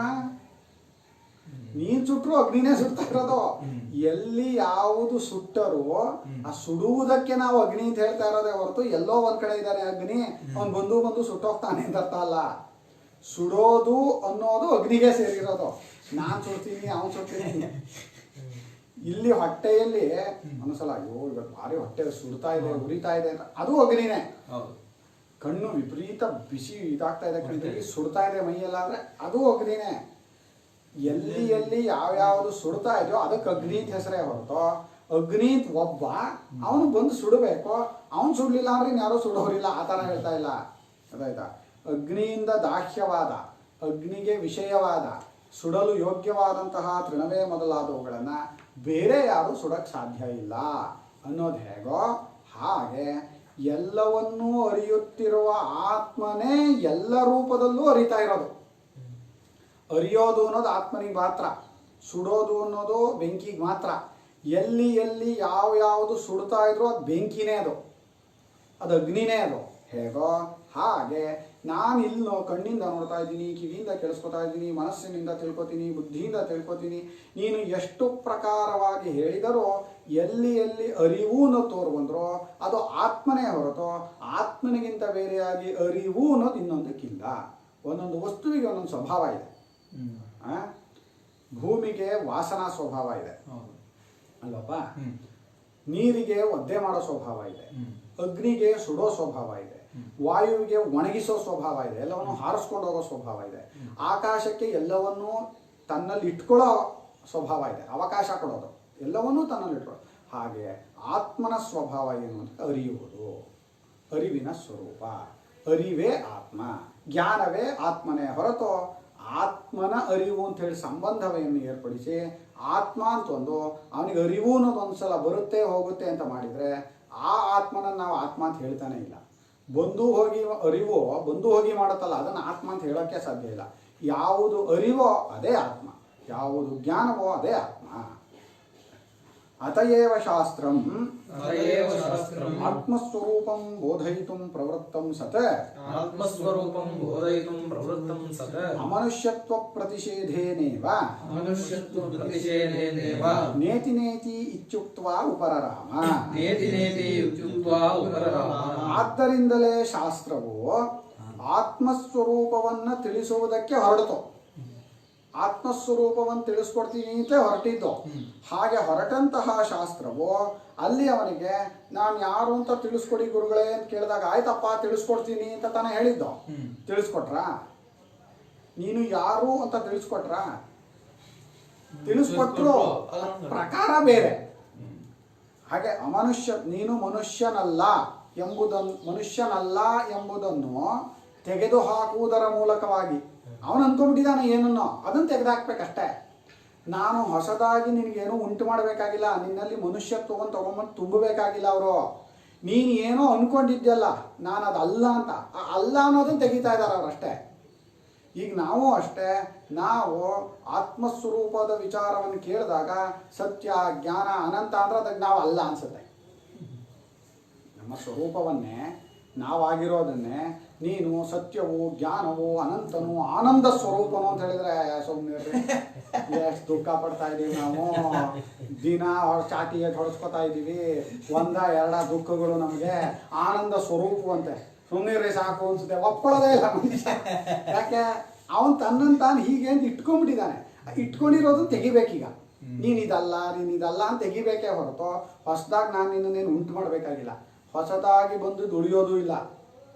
ಯಾವುದು ಹೊಸದಾಗಿ ನಮಗೆ ಬರುತ್ತೋ ಅದು ಶಾಶ್ವತ ಅಲ್ಲ. ಯಾಕೆ ಬರೋದೆಲ್ಲ ಕ್ರಿಯೆಯಿಂದ ಬರಬೇಕು. ಹೊಸದಾಗಿ ಬರೋದೆಲ್ಲ ಕ್ರಿಯೆಯಿಂದ ಆಗುವುದು. ಕ್ರಿಯೆಯಿಂದ ಆಗಿದ್ದೆಲ್ಲ ಪರಿಚ್ಛಿನ್ನ, ನನ್ನ ಸ್ವರೂಪಕ್ಕೆ ಸೇರಲ್ಲ, ಜಡ, ಅನಾತ್ಮ, ನಾಶವಾಗೋಗುತ್ತೆ. ನಾಶವಾಗೋದು ನನ್ನ ಸ್ವರೂಪ ಆಗುತ್ತಾ? ಇಲ್ಲ. ಅದರಿಂದ ಶಾಸ್ತ್ರವೂ ಕೂಡ ಆತ್ಮ ಸ್ವರೂಪವನ್ನು ನಮ್ಮಲ್ಲಿ ತುರುಕಬೇಕಾಗಿಲ್ಲ. ತಗೊಂಡ್ಬಂದು ಇರೋಂಥದ್ದನ್ನು ತಿಳಿಸ್ಬೇಕು. ಆ ಇರೋಂಥದ್ದನ್ನು ತಿಳಿಸೋವಾಗ ಒಂದು ಅಡಚಣೆ ಇದೆ. ಯಾಕೆ? ಆತ್ಮಸ್ವರೂಪವೇ ಇದ್ದರೂ ಅದನ್ನು ನಾನು ಬೇರೆ ರೀತಿಯಾಗಿ ತಿಳ್ಕೊಂಡ್ಬಿಟ್ಟಿದ್ದೀನಿ. ನಾನು ಅಂದರೆ ಹೀಗೆ ಅಂತ ಇಟ್ಕೊಂಡ್ಬಿಟ್ಟಿದ್ದೀನಿ. ಇಟ್ಕೊಂಡಿರೋದನ್ನು ನೀನಿದಲ್ಲ ಅಂತ ತಿಳಿಸ್ಬೇಕು. ಹಾಗೆ ತಿಳಿಸಿದಾಗ ಯಾವುದನ್ನು ಪ್ರತ್ಯಾಖ್ಯಾನ ಮಾಡಲಿಲ್ವೋ ಶಾಸ್ತ್ರ, ಯಾವುದನ್ನು ಇದಲ್ಲ ಅಂತ ಹೇಳಲೇ ಇಲ್ವೋ ಆ ಅರಿವಿನ ಸ್ವರೂಪದಲ್ಲಿ ಉಳ್ಕೊಂಡ್ಬಿಡ್ತೀನಿ. ಹಾಗೆ ಉಳಿದುಕೊಳ್ಳುವುದೇ ಶಾಸ್ತ್ರದ ತಿಳುವಳಿಕೆಯ ಕ್ರಮವೇ ಹೊರತು ಶಾಸ್ತ್ರ ಯಾವತ್ತೂ ನೀನು ಇಂಥವನು ಅಂತ ತಿಳ್ಸೋಕ್ಕಾಗಲ್ಲ. ಇಂಥವನು ತಿಳ್ಕೊಂಡ್ರೆ ತಪ್ಪು ತಿಳ್ಕೊತಾನೆ. ಈಗಾಗಲೇ ಎಷ್ಟು ತಪ್ಪು ತಿಳ್ಕೊತಾ ಇದ್ದೀವಿ ಒಂದೊಂದು ಸಲನೂ. ಒಂದೊಂದು ಪ್ರತ್ಯಯವೂ ಒಂದೊಂದು ತಪ್ಪು ತಿಳುವಳಿಕೆ ಉಂಟು ಮಾಡ್ತಾ ಇದೆ. ಶಾಸ್ತ್ರವು ಮತ್ತು ತಪ್ಪು ತಿಳುವಳಿಕೆಯನ್ನು ಗಟ್ಟಿ ಮಾಡಕ್ಕೆ ಬಂದರೆ ಏನು ಪ್ರಯೋಜನ ಆಯಿತು? ಅದರಿಂದ ಆತ್ಮಸ್ವರೂಪವನ್ನು ತಿಳಿಸುವುದಕ್ಕೆ ಹೊರಟಂತಹ ಶಾಸ್ತ್ರವು ಅಲ್ಲಿ ನೀನು ಮನುಷ್ಯನಲ್ಲ ಎಂಬುದನ್ನು ತೆಗೆದುಹಾಕುವುದರ ಮೂಲಕವಾಗಿ ಹ್ಯಾಕೆ ತಿಳಿಸ್ಕೊಟ್ಟನೋ ಅವನು, ಅದೇ ರೀತಿ ನೇತಿ ನೇತಿ ಇದಲ್ಲ ಇದಲ್ಲ ಇದು ಆತ್ಮ ಇದು ಆತ್ಮ ಅಂತ ನಮ್ಮ ಬಗ್ಗೆ ನಮಗೆ ಯಾವ ಯಾವ ರೀತಿಯಾಗಿ ಕಲ್ಪನೆ ಬರುತ್ತೋ ಆ ಎಲ್ಲ ಕಲ್ಪನೆಗಳನ್ನು ಇದಲ್ಲ ಇದಲ್ಲ ಇದಲ್ಲ ಅಂತ ತಿಳಿಸ್ತಾ ಯಾವ ಸ್ವರೂಪವನ್ನು ಕಲ್ಪನೆ ಮಾಡೋಕ್ಕೆ ಆಗಲ್ವೋ, ಕಲ್ಪನೆ ಮಾಡಬೇಕಾಗಿಲ್ವೋ, ಯಾವ ಎಲ್ಲ ಕಲ್ಪನೆಗೂ ಸಾಕ್ಷಿಯಾದ ನಾನು ಅನ್ನೋದು ಉಳ್ಕೊಂಡ ತಕ್ಷಣ ಆತ್ಮೇನು ಸುಮ್ಮನಾಗ, ಶಾಸ್ತ್ರ ಸುಮ್ಮನಾಗ್ಬಿಡುತ್ತಲ್ಲ, ಇನ್ನೇನು ಹೇಳಲ್ಲ. ಅವಾಗ ನಾನು ಅರ್ಥ ಮಾಡ್ಕೋಬೇಕು, ಅದೇ ನಾನು. ಇದನ್ನೇ ಬೃಹದಾರಣ್ಯಕದಲ್ಲಿ ಇವರು ಯಾಜ್ಞವಲ್ಕ್ಯರು ಮೈತ್ರೇಯಿಗೆ ತಿಳಿಸ್ತಾ ತಿಳಿಸ್ತಾ ತಿಳಿಸ್ತಾ ಸುಷುಪ್ತಿ ಸ್ವರೂಪದ ವಿಚಾರವನ್ನು ಹೇಳಿ ಕೈ ಬಿಟ್ಬಿಡ್ತಾರೆ. ಅಲ್ಲ ನಾನೇ ಇಲ್ಲ ಅಲ್ಲಿ, ನೀವೇ ನನ್ನನ್ನು ಇದ್ರಾಗೆ ಶೂನ್ಯದಲ್ಲಿ ನೆಲೆ ನಿಲ್ಲಿಸ್ಬಿಟ್ರಲ್ಲ, ನೀವು ನಾನೇ ಇಲ್ಲದೆ ಇರೋ ಸ್ವರೂಪದಲ್ಲಿ ನೆಲೆ ನಿಲ್ಲಿಸ್ಬಿಟ್ರಲ್ಲ ಅಂತ. ಅಲ್ಲಮ್ಮ, ಅದೇ ನಿನ್ನ ಆತ್ಮಸ್ವರೂಪ. ಯಾವುದರಲ್ಲಿ ನಾನು ನೀನು ಎಂಬ ವಿಕಲ್ಪಗಳೇ ಹೇಳೋದಿಲ್ವೋ, ಕೇವಲ ಅರಿವಿನ ಸ್ವರೂಪವೋ ಅದೇ ಆತ್ಮನೇ ಹೊರತೋ ಅದನ್ನು ಹೀಗೆ ಅಂತ ಹೇಳಬೇಕಾಗಿಲ್ಲ. ಯಾರು ಹೇಳೋರು? ಸುಷುಪ್ತಿ ಸ್ವರೂಪವನ್ನು, ಆ ಅನುಭವವನ್ನು ಹಾಗೆ ಗುರುತಿಸ್ಕೊಂಡ್ರೆ ಆ ಸ್ವರೂಪವನ್ನು ಇದು ನೀನು ಅಂತ ಹೇಳೋರು ಯಾರು? ಆ ನನಗಿಂತ ಬೇರೆಯಾಗಿ ಏನಿದೆ ಅಲ್ಲಿ? ನನಗಿಂತ ಬೇರೆಯಾಗಿ ಏನೂ ಇಲ್ಲ, ನಾನು ಅರ್ಥ ಮಾಡ್ಕೋಬೇಕೆ ಹೊರತು ನಾನೇ ಇಲ್ಲ ಅಂತ ಅರ್ಥ ಮಾಡ್ಕೋಬಾರ್ದು. ನಾನು ಅನ್ನೋ ಪ್ರತ್ಯಯ ಇಲ್ಲ. ಯಾಕೆ ಪ್ರತ್ಯಯ ಇರಬೇಕು? ಪ್ರತ್ಯಯವೆಲ್ಲ ಹೇಳೋದು ಮನಸ್ಸಿನಲ್ಲಿ. ಮನಸ್ಸಿನಲ್ಲಿ ಒಂದು ಪ್ರತ್ಯಯ ಇದ್ದರೆ ಅದಕ್ಕೊಂದು ರಿಲೇಟಿವ್ ಟರ್ಮ್ ಹೇಳ್ಬೇಕಲ್ಲಿ. ನೀನು, ಅವನು, ಅದು, ಇದು ಎಲ್ಲ ಎದ್ದಾಗ ನಾನು ಅಂತ ಒಂದು ಪ್ರತ್ಯಯ ಇರುತ್ತೆ. ಇಲ್ಲಾಂದ್ರೆ ಯಾಕೆ ಹೇಳಬೇಕು? ಅದ್ಭುತ. ಅದರಿಂದ ನೇತಿ ನೇತಿ ಎಂದು ಹೇಳುತ್ತಾ ಅದು ಸುಮ್ಮನಾಗಿ ಬಿಡುತ್ತದೆ. ಆ ಸುಮ್ಮನಾದಾಗ ನಾವು ಆ ನೇತಿ ನೇತಿ ಪ್ರಕಾರವನ್ನು ಅರ್ಥ ಮಾಡಿಕೊಳ್ಳೋದನ್ನು ಕಲ್ತ್ಕೊಂಡು ಆ ಉಪದೇಶವನ್ನು ಗ್ರಹಿಸುವುದನ್ನು ತಿಳ್ಕೊಂಡು ಯಾವುದರಲ್ಲಿ ಯಾವ ಕಲ್ಪನೆಗಳು ಉಂಟಾಗಲ್ವೋ ಕಲ್ಪನೆಗಳಿಗೆ ಸಾಕ್ಷಿಯಾದ ಸ್ವರೂಪನೇ ನಾನು ಅಂತ. ಏನಾಗುತ್ತೆ ಅಂದರೆ ಶಾಸ್ತ್ರದಿಂದ ಆತ್ಮನು ಸತ್ಯ ಜ್ಞಾನ ಅನಂತ ಅಂದ ತಕ್ಷಣ ನಾವು ಮನಸ್ಸಿನಿಂದ ತಿಳ್ಕೊಳಕ್ಕೆ ಹೋಗ್ತೀವಲ್ಲ, ಆ ಮನಸ್ಸು ಏನು ಮಾಡುತ್ತೆ? ಅನಂತ ಅಂತ ಒಂದು ಕಲ್ಪನೆ ಮಾಡುತ್ತೆ. ಆತ್ಮನು ಎಲ್ಲವನ್ನು ಬೆಳಗೋನು ಅಂತ ಹೇಳಿದರೆ ಆತ್ಮನು ಎಲ್ಲವನ್ನು ಬ್ಯಾಟ್ರಿ ಬಿಟ್ಟು ಬೆಳಗ್ತಾ ಇದ್ದಾನೆ. ಕೋಟಿ ಸೂರ್ಯ ಪ್ರಕಾಶ ಅಂತ ಹೇಳುತ್ತೆ ಆತ್ಮನ ಬಗ್ಗೆ. ಅಂದರೆ ಸೂರ್ಯನ ಇಟ್ಕೊಳ್ಳುತ್ತೆ, ಇನ್ನೂ ದೊಡ್ಡದಾಗಿ ಕಲ್ಪನೆ ಮಾಡುತ್ತೆ ಮನಸ್ಸು. ಹಾಗೆ ಯಾವ ಪ್ರಕಾರವಾಗಿ ಮನಸ್ಸು ಕಲ್ಪನೆ ಮಾಡಿದ್ರು ಅದನ್ನು ನೋಡ್ತಾ ಇರೋ ನಾನೇ ಹೊರತು ಅದಕ್ಕೆ ವಿಷಯವಾಗೋ ನಾನಲ್ಲ. ಆ ಮನಸ್ಸಿನಲ್ಲಿ ಆ ಪ್ರಕಾರವಾದ ಕಲ್ಪನೆ ಉಂಟಾಗೋವಾಗ್ಲೂ, ಅದು ತೋರೋವಾಗ್ಲೂ, ಅದು ಅಡಗೋವಾಗ್ಲೂ ನಾನು ಅದಕ್ಕೆ ಸಾಕ್ಷಿಯಾಗಿರ್ತೀನಿ. ನಾನು ಸಾಕ್ಷಿ ಅಂದರೆ ಹೇಗೆ ಅಂದರೆ ಮನಸ್ಸು ಒಂದು ಸ್ವಲ್ಪ ಹೊತ್ತು ಕೆಲಸ ಮಾಡ್ಕೊಳುತ್ತೆ, ಆಮೇಲೆ ನಾನು ಸಾಕ್ಷಿ ಅಲ್ಲ. ನನ್ನ ಸಾಕ್ಷಿತ್ವ ಹೇಗೆ ಅಂದರೆ ನಾನು ಕೇವಲ ಅರಿವಿನ ಸ್ವರೂಪನಾದ್ದರಿಂದ ಮನಸ್ಸಿನಲ್ಲಿ ಸಣ್ಣ ವ್ಯತ್ಯಾಸಗಳಾದೋಗೋದ್ರಿಂದ ಹಿಡಿದು ಆ ರೀತಿಯಾದ ಕಲ್ಪನೆ ಏಳೋ ಆ ಶುರುವಿನಿಂದ ಅದಿರೋವಾಗ ಅದು ಅಡಗೋವಾಗ ಎಲ್ಲ ಸ್ತರಗಳಲ್ಲೂ ಅದನ್ನು ನಾನು ಬೆಳಗ್ತಾ ಇರ್ತೀನಿ ಹೊರತು. ಯಾಕೆ? ನನಗೆ ಅರಿಯೋದು ಬಿಟ್ಟು ಇನ್ನೇನು ಮಾಡೋಕ್ಕೆ ಬರೋದೇ ಇಲ್ಲ. ಅರಿವಿನ ಸ್ವರೂಪ ನಾನು. ಆ ಅರಿವಿನ ಸ್ವರೂಪನಾದ್ರಿಂದ ನನಗೆ ಗೊತ್ತಾಗಲ್ಲ ಅನ್ನೋದೇ ಇಲ್ಲ. ಆದ್ರಿಂದಲೇ ನನ್ನನ್ನು ಗೊತ್ತು ಮಾಡ್ಕೋಬೇಕಾಗಿಲ್ಲ. ನನಗೆ ಗೊತ್ತಾಗಲ್ಲ ಅಂತಲೇ ಇಲ್ವಲ್ಲ. ಅದೇ ನನ್ನನ್ನೇ ಗೊತ್ತು ಮಾಡ್ಕೋಬೇಕು. ಯಾಕೆ? ಯಾವತ್ತಾದರೂ ಒಂದಿನ ನನಗೆ ಗೊತ್ತಾಗಲಿಲ್ಲ, ನಾನು ಗೊತ್ತಾಗುವವನಲ್ಲ ಅಂತಾಗಿದ್ರೆ ಗೊತ್ತು ಮಾಡ್ಕೋಬೇಕು ಅನ್ಸುತ್ತೆ. ಅರಿವಿನ ಸ್ವರೂಪ ಗೊತ್ತಾಗಲ್ಲ ಅಂದ್ರೇನು? ಸೂರ್ಯನಿಗೆ ಬೆಳಗಕ್ಕಾಗಲ್ಲ, ಇವತ್ತು ಸೂರ್ಯನಿಗೆ ಬೆಳಗಕ್ಕಾಗಿಲ್ಲ ಅಂದ್ರೆ ಅರ್ಥ ಏನು? ಅದು ಸೂರ್ಯ ಅಂತೀವ? ಇಲ್ಲ.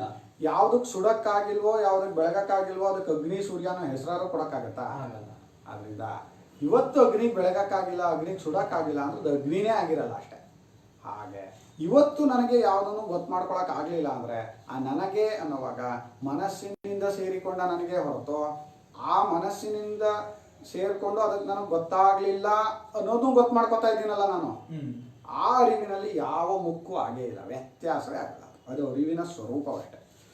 ತಥಾ ಅನಂತರಂ ಅಬಾಹ್ಯಂ ಅಯಮಾತ್ಮ ಬ್ರಹ್ಮ ಸರ್ವಾನುಭೂಃ ಇತ್ಯನುಶಾಸನಂ ತತ್ವಮಸಿ ಯತ್ರ ತ್ವಸ್ಯ ಸರ್ವಮಾತ್ಮೈವಾಭೂತ್ ತತ್ಕೇನ ಕಂ ಪಶ್ಯೇತ್ ಇತ್ಯೇವಮಾದ್ಯಪಿ. ಹಾಗೆಯೇ ಅನಂತರಂ ಒಳಗೂ ಇಲ್ಲದ್ದು ಅವಾಹ್ಯಂ ಹೊರಗೂ ಇಲ್ಲದ್ದು. ಅಂದರೆ ಅದು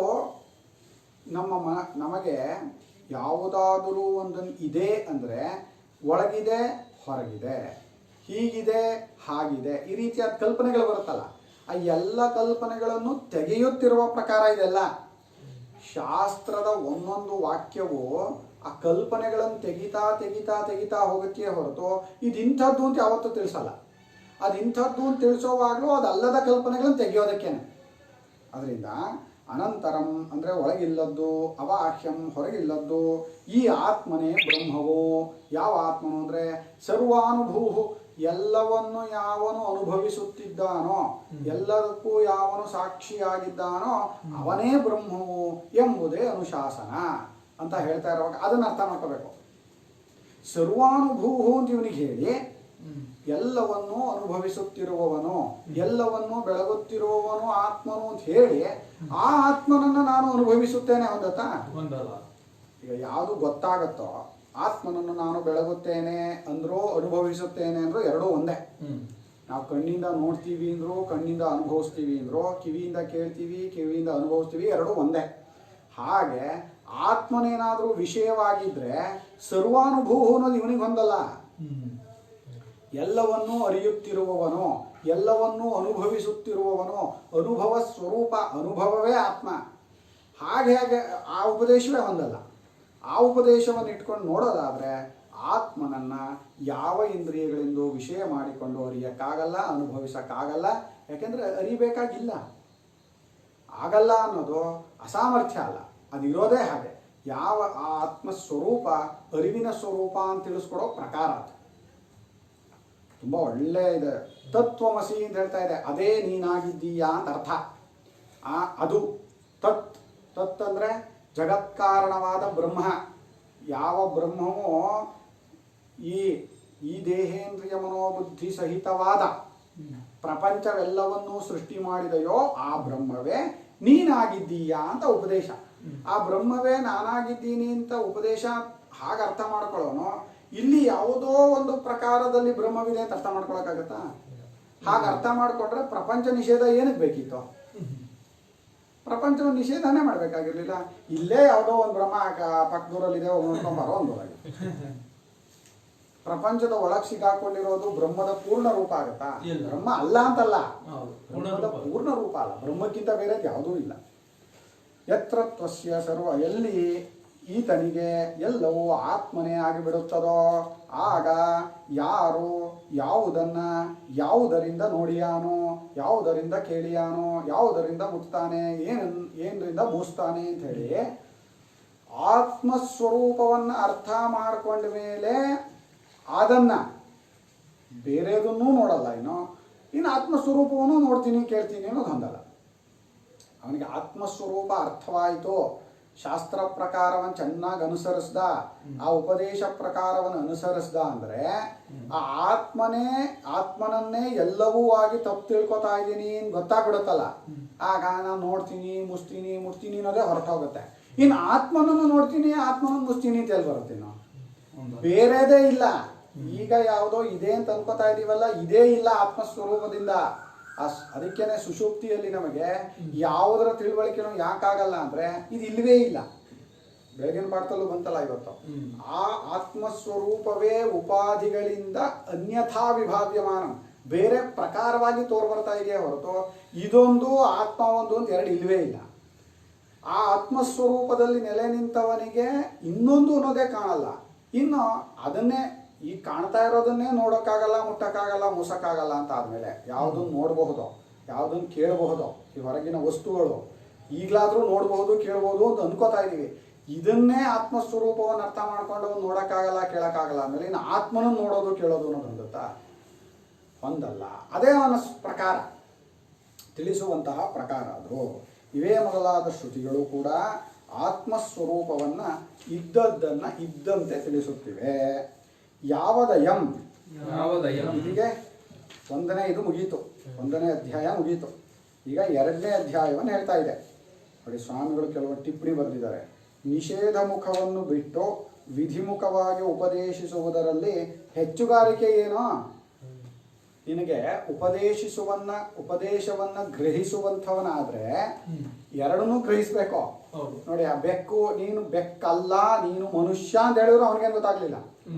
ನೀನು ಮನುಷ್ಯನಲ್ಲ ಅಂತ ಏನಿಲ್ಲ ಅಂದ್ರೆ ಇವನಿಗೆ ಗೊತ್ತಾಗ್ಲಿಲ್ವಾ? ನೀನ್ ಮನುಷ್ಯನೇ ಅಂದ್ರೆ ಅವನಿಗೂ ಗೊತ್ತಾಗ್ಲಿಲ್ಲ. ಇನ್ನೊಬ್ಬಗೆ ಅವನಿಗೆ ಹುಚ್ಚು ಹಿಡಿದು ಬಿಟ್ಟಿತ್ತು. ಸರಿ, ಹುಚ್ಚು ಆಸ್ಪತ್ರೆಗೆ ಸೇರಿಸಿದ್ರು. ಏನೇನೇನೇನು ಟ್ರೀಟ್ಮೆಂಟ್ ಕೊಡಬೇಕೋ ಎಲ್ಲ ರೀತಿಯ ಟ್ರೀಟ್ಮೆಂಟು ಆಯಿತು. ಮಾನಸಿಕವಾಗಿ, ಐಂದ್ರಿಕವಾಗಿ, ದೈಹಿಕವಾಗಿ. ಕೆಲವು ಸಲ ಮಾತ್ರೆ ಕೊಡಬೇಕಾಗತ್ತೆ, ಕೆಲವು ಸಲ ಮಾತಾಡಬೇಕಾಗತ್ತೆ, ಎಲ್ಲ ಪ್ರಕಾರವೂ ಮಾಡಬೇಕಾಗತ್ತೆ. ಎಲ್ಲ ಮಾಡಿದ್ದ. ಸರಿ, ಅವನು ನಾರ್ಮಲ್ ಆದ ಅಂತ ಅನ್ನಿಸ್ತು ಡಾಕ್ಟ್ರಿಗೆ.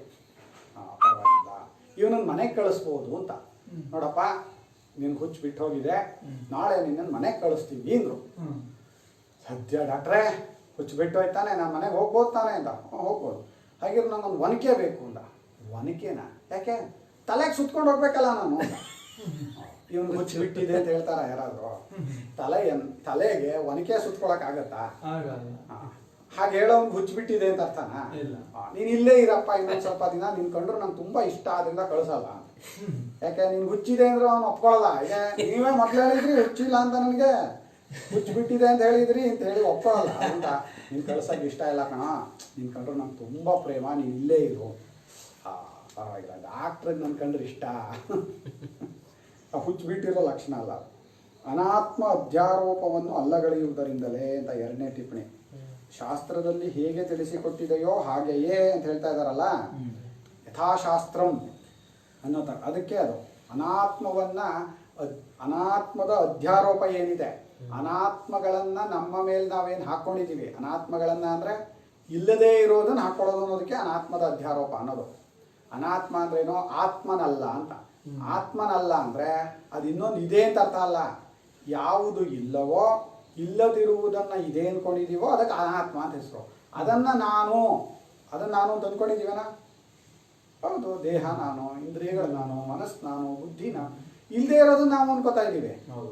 ಮನಸ್ಸು ನೋಡಿದ್ದೀನಪ್ಪ, ಹೇಗೆ ಗೊತ್ತಾ ಇದೆ ಅಂತ ಇದೀಯಾ? ಇಂದ್ರಿಯಗಳನ್ನು ನೋಡಿದೀವಾ? ಕಣ್ಣನ್ನ ಯಾವ ಕಣ್ಣಿನಿಂದ ನೋಡಿದೀವಿ? ಕಿವಿಯನ್ನ ಯಾವ ಕಿವಿಯಿಂದ ಕೇಳಿದೀವಿ ಅಲ್ವಾ? ಹೊರಗಿನ ವಸ್ತುಗಳನ್ನ ಅರ್ಥ ಮಾಡ್ಕೊಳಕ್ಕೆ ಇಂದ್ರಿಯಗಳು ಬೇಕು. ಅಂದ್ರೆ ಇಂದ್ರಿಯಗಳನ್ನ ಅರ್ಥ ಮಾಡ್ಕೊಳಕ್ಕೆ ಏನ್ ಬೇಕು? ಮನಸ್ಸನ್ನ ಅರ್ಥ ಮಾಡ್ಕೊಳಕ್ಕೆ ಏನ್ ಬೇಕು? ಏನಾದ್ರು ಹೇಳೋ, ನೀನು ಏನಾದ್ರು ಹೇಳೋ, ಅದು ಅಲ್ಲಿವರೆಗೂ ಪ್ರಶ್ನೆ ಹೋಗೇ ಹೋಗುತ್ತೆ. ಅದನ್ನ ಯಾವ್ದ್ರಿಂದ ಅರ್ಥ ಮಾಡ್ಕೊಂಡೆ ಅನ್ನೋ ಪ್ರಶ್ನೆ ಕೇಳಿದ್ರೆ ಸರಿ. ನೋಡದೆ ಇರೋದು, ಕೇಳ್ತಾ ಇರೋದನ್ನೆಲ್ಲ ಇದೆ ಅಂತ ಒಪ್ಕೊಂಡ್ಬಿಡ್ತೀಯಾ? ಮತ್ತೆ ಒಪ್ಕೋತಾ ಇದೀಯಾ ಇಲ್ವಾ? ಮನಸ್ಸನ್ನು ಯಾವತ್ತು ನೋಡಿದೀಯ ನೀನು? ಅಲ್ಲ, ಮನಸ್ಸೇ ಕಂಡ್ರಿ ಎಲ್ಲದು ಇಂದ್ರಿಯಗಳ ಕೆಲಸ ಮಾಡೋದು, ಮನಸ್ಸನ್ನ ಯಾಕ್ರಿ ನೋಡ್ಬೇಕು ಅಂತಾನೆ. ಹಾಗೆ ಆತ್ಮನ್ನ ಯಾಕೆ ನೋಡ್ಬೇಕು? ಆತ್ಮನ ಎಲ್ಲರಲ್ಲೂ ಕೆಲಸ ಮಾಡ್ತಾ ಇರೋದು, ಅವನನ್ನ ಯಾಕೆ ನೋಡ್ಬೇಕು? ಮನಸ್ಸಿನವರೆಗೆ ಇದನ್ನು ಹೊಂದಿಸ್ಕೊಳಕ್ ಬರೋದಾದ್ರೆ ನಿಮಗೆ, ಆತ್ಮನವರೆಗೆ ಇನ್ನೊಂದು ಸ್ಟೆಪ್ ಹಿಂದೆ ಯಾಕಪ್ಪ ಬರಲ್ಲ? ಇಷ್ಟ ಇಲ್ಲ ಅಷ್ಟೇ ಮನುಷ್ಯನಿಗೆ. ಅದ್ರ ಬಗ್ಗೆ ಇಷ್ಟ ಇಲ್ಲ, ಇದ್ರ ಬಗ್ಗೆ ಇಷ್ಟ ಇದೆ. ಅದ್ರ ಬಗ್ಗೆ ಇಷ್ಟ ಇಲ್ಲ ಅಂದ್ರೆ ಇದ್ರ ಬಗ್ಗೆ ಇಷ್ಟ ಇದೆ, ಎರಡೂ ಒಂದೇ. ಈ ವಿಷಯದಲ್ಲಿ ವಿಪರೀತವಾಗಿ ಆಸೆ ಇರೋದ್ರಿಂದ, ಇಷ್ಟ ಇರೋದ್ರಿಂದ, ವಿಷಯ ನಮ್ಮನ್ನು ಎಳೆದು ಬಿಸಾಕಿರೋದ್ರಿಂದ ಈ ಇದರಲ್ಲಿ ಮುಳುಗಿ ಒದ್ದಾಡ್ತಾ ಇದ್ದೀವಿ ಹೊರತು ನಿಜ ಏನು ಅಂತ ತಿಳ್ಕೋಬೇಕು ಅನ್ನೋ ಅಪೇಕ್ಷೆನೇ ಬಂದಿಲ್ಲ. 3ನೇ ಟಿಪ್ಪಣಿ ಯಾವುದು ಸುಡಲಾರದಷ್ಟೇ ಅಂತ ಬೆಂಕಿ ವಿಷಯಕ್ಕೆ ಹೇಳಿದ್ರು. ಇದರಂತೆ ಶಾಸ್ತ್ರವು ತಿಳಿಸಬಲ್ಲ ಆತ್ಮನನ್ನು ಮತ್ತೆ ಯಾವ ಪ್ರಮಾಣವೂ ತಿಳಿಸಲಾರದು. ನಿಷೇಧ ರೂಪದಿಂದ ತಿಳಿಸಿದ ಬ್ರಹ್ಮವೇ ಆತ್ಮಸ್ವರೂಪವೋ ಅದನ್ನು ಬೇರೆ ರೀತಿಯಿಂದ ತಿಳಿಸುವುದಕ್ಕಾಗದು. ನೀವು ಎಲ್ಲಿಯವರೆಗಾದರೂ ಇದು ಇದು ಇದು ಅಂತ ಹೇಳ್ಕೊಂಡು ಹೋಗಿ ಒಂದೊಂದು ಕೊನೆಯ ಹಂತದಲ್ಲಾದರೂ ಇದಲ್ಲ ಅಂತಲೇ ತಿಳಿಸ್ಬೇಕು. ಯಾಕೆ? ಇದು ಎಂದು ತಿಳಿಸುವ ಗುರು, ಇದು ಎಂದು ಹೇಳಿಕೊಡುವ ಶಾಸ್ತ್ರ ಎರಡೂ ಪ್ರಪಂಚ ಪಕ್ಷದಲ್ಲಿದ್ದಾರೆ. ಯಾರಪ್ಪ ತಿಳಿಸೋರು? ತಿಳಿಸ್ಕೊಡಕ್ ಆಗೋದೇ ಇಲ್ಲ ಅವರು. ಅದರಿಂದ ಈಗ ಕೊಂಬೆಯ ಮೇಲೆ ಚಂದ್ರ ಅಂತೀವಿ, ಕೊಂಬೆಯ ಮೇಲೆ ಕಾಗೆ ಅಂದ್ರು, ಕೊಂಬೆಯ ಮೇಲೆ ಚಂದ್ರ ಅಂದ್ರು ಎರಡು ಒಂದೇ ಏನಲ್ಲ. ಆ ಕೊಂಬೆಯ ಮೇಲೆ ಕಾಗೆ ನಾವು ಒಂದ್ ರೀತಿ ಅರ್ಥ ಮಾಡ್ಕೋತೀವಿ, ಕೊಂಬೆಯ ಮೇಲೆ ಚಂದ್ರ ಅಂದ್ರೆ ಕೊಂಬೆಯನ್ನು ಬಿಟ್ಟು ಅರ್ಥ ಮಾಡ್ಕೋತೀವಿ. ಹಾಗೆ ಶಾಸ್ತ್ರ ಇದನ್ನ ಲಕ್ಷ್ಯಾರ್ಥವಾಗಿ ಹೇಳುತ್ತೀಯ ಹೊರತು ವಾಚ್ಯಾರ್ಥವಾಗಿ ಹೇಳಲ್ಲ. ವಾಚ್ಯಾರ್ಥ ಅಂದ್ರೆ ಹೇಳಿದ್ದಕ್ಕೆ ಅಷ್ಟೇ ಅರ್ಥ ಅಂತ. ಇಲ್ಲ, ಹಾಗಲ್ಲ. ಕೊಂಬೆಯ ಮೇಲೆ ಚಂದ್ರ ಅನ್ನುವಾಗ ಕೊಂಬೆಯನ್ನು ಬಿಟ್ಟು ತಿಳ್ಕೋಬೇಕು. ಹಾಗೆ ಲಕ್ಷ್ಯಾರ್ಥದಲ್ಲಿ ಇದನ್ನ ಬಿಟ್ಟು ಅದು ಕೇವಲ ಲಕ್ಷಿಸುತ್ತೆ, ಹೀಗೆ ಅಂತ ಗುರುತಿಸುತ್ತೆ. ನಾನೇ ಹೋಗ್ಬೇಕು, ಯಾರೋ ಒಬ್ರನ್ನ ರೋಡಲ್ಲಿ ಸ್ವಾಮಿ ಇದು ಬೆಂಗಳೂರು ಕಡೆಗೆ ಹೋಗುತ್ತಾ ಇದು ಅಂದ್ರೆ ಹೋಗುತ್ತೆ ಅಂತ. ಸ್ವಾಮಿ ನೀವು ಬನ್ನಿ ನೀವು ಹೇಳಿದ್ರಲ್ಲ ಅಂದ್ರೆ ಹೋಗಯ್ಯೋ ಬೇಕಿದ್ರು ಹೋಗು ಬೇಡ ಬಿಡು ಅಂತ ನಾನು ಅಷ್ಟೇ ದಾರಿ ತೋರಿಸ್ಬೋದೇ ಹೊರತು ನಮ್ಮ ಜೊತೆಗೆ ಯಾರು ಬರೋಕ್ಕಾಗಲ್ಲ. ಹಾಗೆ ಈ ಇದರಲ್ಲೂ ಕೂಡ ಶಾಸ್ತ್ರವಾಗಲಿ ಗುರುವಾಗಲಿ ಆತ್ಮಸ್ವರೂಪ ವಿಷಯವನ್ನ ನೀನು ವಿಧಿ ಮುಖ ಅಂತ ಹೇಳಿದ್ರು ನಿಷೇಧ ಮುಖ ಅಂತ ಆದರೂ ಹೇಳೋ ಅದೆರಡು ಒಂದೇ, ಅದು ನಿಷೇಧ ಮುಖವೇ. ಇದಲ್ಲ ಅಂತ ತಿಳಿಸ್ಕೊಟ್ಟು ಸುಮ್ಮನೆ ಆಗ್ತಾರೆ. ಆಮೇಲೆ ಗುರುತಿಸ್ಬೇಕಾಗಿರೋ ನಾನೇ. ಈ ವಾಕ್ಯದಲ್ಲಿ ಅಂದರೆ ಅದೇ ನೀನು ಅಂದರೆ ತತ್ವಮಸಿ ಈ ವಾಕ್ಯದಲ್ಲಿ ನೀನು ಎಂಬ ಸಂಸಾರಿ ಸ್ವರೂಪವನ್ನು ಅಲ್ಲಗಳೆದೇ ನಿರ್ವಿಶೇಷವಾದ ಬ್ರಹ್ಮಸ್ವರೂಪವನ್ನು ತಿಳಿಸಿದೆ ಎಂದು ಭಾವ. ಇದು ಇದನ್ನು ನಾಳೆ ಮಾಡಿ ಭಾಷ್ಯ ಅಥವಾ ಮಾಡ್ಬೋದು ಅಂದ್ರೆ ಮಾಡಿಬಿಡೋಣ. ನಾಳೆ ಮಂತ್ರ ಶುರು ಮಾಡೋಕ್ಕೆ ಸರಿಯಾಗುತ್ತೆ. ಯಾವದಯಂ ಏವಂ ಯಥೋಕ್ತಂ ಇಮಂ ಆತ್ಮಾನಂ ನವೇತ್ತಿ ತಾವದಯಂ ಬಾಹ್ಯ ಅನಿತ್ಯ ದೃಷ್ಟಿ ಲಕ್ಷಣಂ ಉಪಾಧಿಂ ಆತ್ಮತ್ವೇನ ಉಪೇತ್ಯ ಅವಿದ್ಯೆಯ ಉಪಾಧಿ ಧರ್ಮಾನ್ ಆತ್ಮನೋ ಮನ್ಯಮಾನಃ ಬ್ರಹ್ಮಾದಿ ಸ್ತಂಭ ಪರ್ಯಂತೇಶು ದೇವತಿರ್ಯಂ ನರಸ್ಥಾನೇಶು ಪುನಃ ಪುನರಾವರ್ತಮಾನಃ ಅವಿದ್ಯಾ ಕಾಮಕರ್ಮವಶಾತ್ ಸಂಸರತಿ.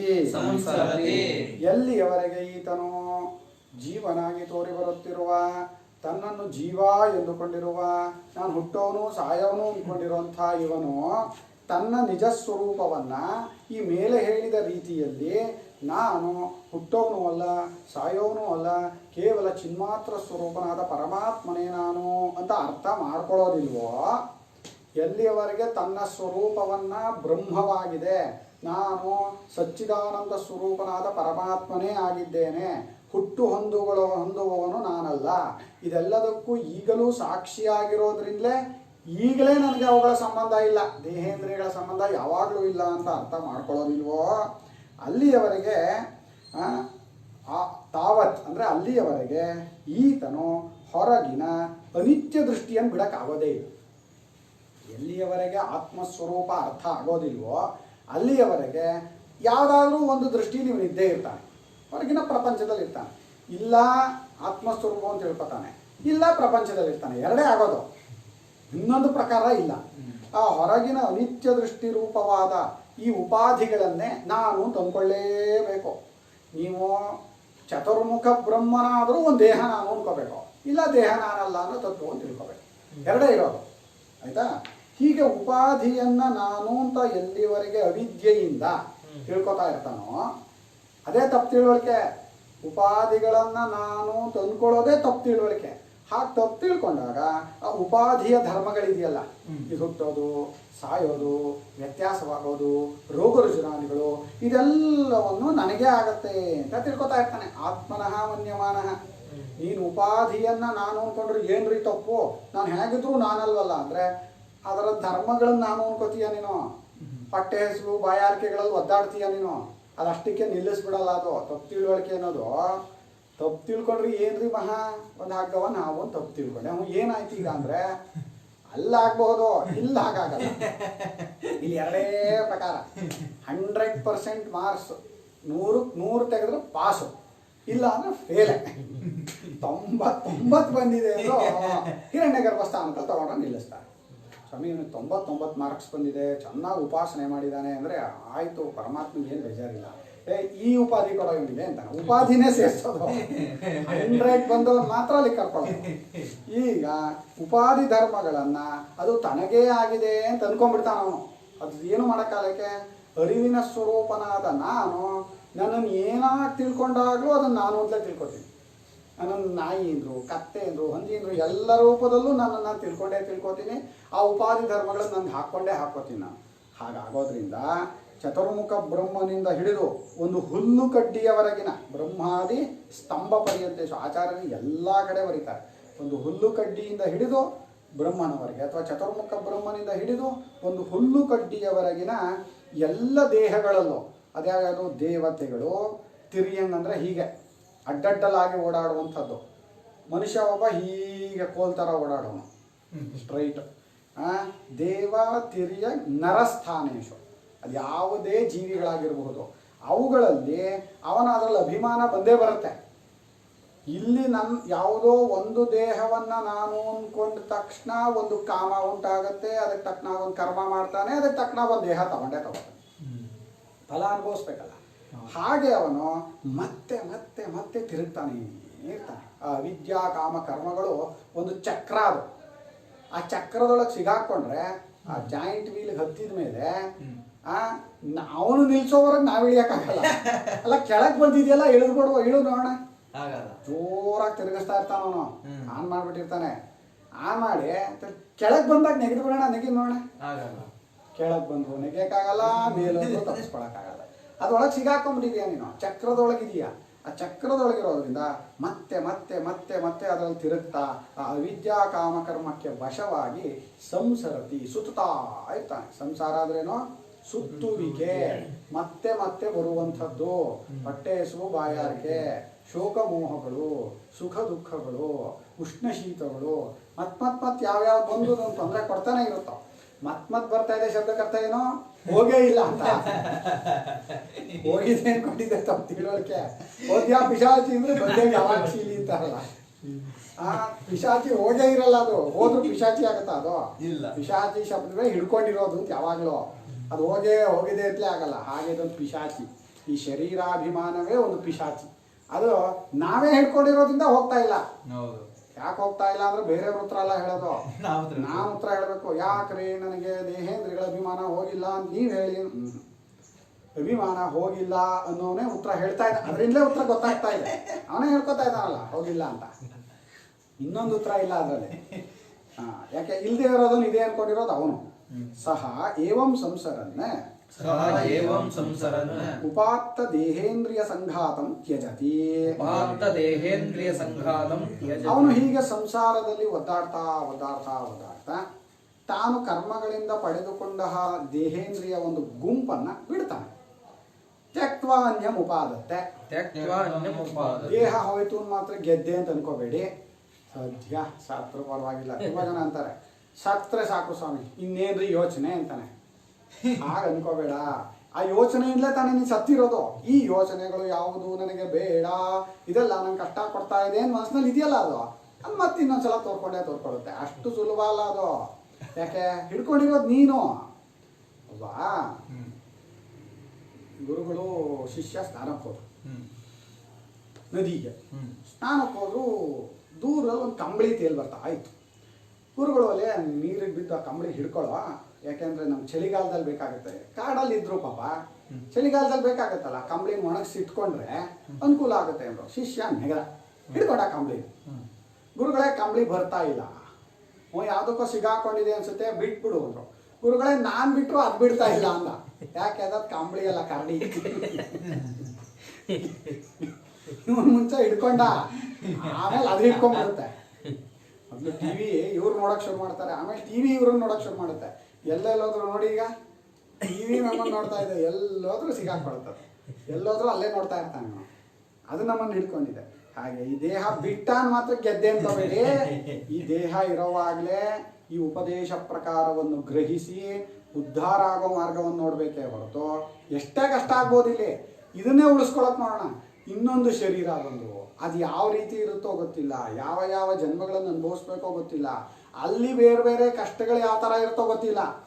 ಅದಕ್ಕೆ ಇಂಗ್ಲೀಷಲ್ಲಿ known devil is better than unknown god ಅಂತ. ಗೊತ್ತಿಲ್ಲದೆ ಇರೋ ದೇವ್ರಿಗಿಂತ ಗೊತ್ತಿರೋ ದೆವ್ವಾನೇ ವಾಸಿ ಅಂತ. ಹಾಗೆ ಇಲ್ಲಿ ಈ ದೇಹದ ಎಲ್ಲ ಪ್ರಕಾರಗಳು, ಇದಕ್ಕಾಗುವಂತಹ ತೊಂದರೆಗಳು ಎಲ್ಲ ಗೊತ್ತಿದೆ. ಗೊತ್ತಿರೋದನ್ನೇ ಇದ್ದಷ್ಟು, ಅದಕ್ಕೆ ಎಷ್ಟು ಬೆಲೆ ಕೊಡಬೇಕು ಅಷ್ಟು ಇಟ್ಕೊಂಡು ಈ ತತ್ವಜ್ಞಾನಕ್ಕೆ ಉಪಕಾರವಾಗಿ ಇದನ್ನ ಮಾಡ್ಕೋಬೇಕೇ ಹೊರತು ಗೊತ್ತಿಲ್ಲದೆ ಇರೋ ಯಾವುದೋ ದೇಹಕ್ಕೆ ಹೋದಾಗ ನಾನು ಸಾಧನೆ ಮಾಡ್ಕೋತೀನಿ. ಗೊತ್ತಿರೋದ್ರಲ್ಲೇ ನಿನಗೆ ಮಾಡೋಕ್ಕಾಗ್ತಾ ಇಲ್ಲ, ಗೊತ್ತಿಲ್ಲದೆ ಇರೋ ಮಾಡ್ತಾನೆ. ಗೊತ್ತಿಲ್ಲದೆ ಇರೋದು ಮಾಡ್ತೀನಿ ಅನ್ನೋ ಶಬ್ದಕ್ಕೆ ಅರ್ಥ ಇಲ್ಲ.